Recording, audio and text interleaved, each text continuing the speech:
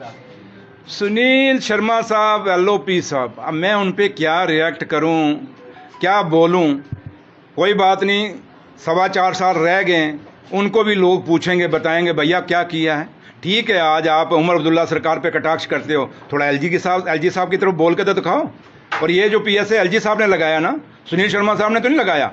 लेकिन एक बात याद रखना, इस हिंदुस्तान में कभी ये रवायत नहीं रही। और अगर रवायत ये बीजेपी के लोग पैदा कर रहे हैं कि एक चुने हुए नुमाइंदे को अगर आप जेलों में डालोगे तो दिन बदलेंगे।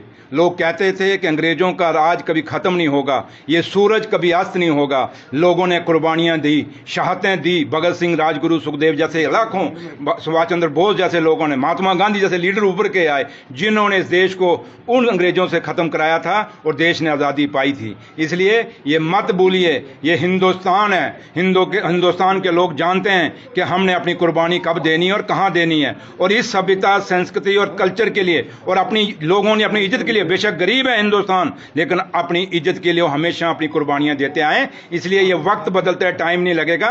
इसलिए एलओपी साहब को बोलिए, उतनी बात बोलिए जो कल आप बर्दाश्त कर सकें। ये ना हो कि हम तो बर्दाश्त कर रहे हैं, कल जब आपकी बारी आएगी तो बर्दाश्त करना बहुत मुश्किल हो जाएगा, क्योंकि आप बड़े नाजुक हो गए इन 11 सालों में। अब आपको धरने भूल गए हैं। हम जानते हैं धरने कैसे लगते हैं, और जब शरीर नाजुक हो जाए तो एक दिन भी अंदर बैठ के मुश्किल हो जाए।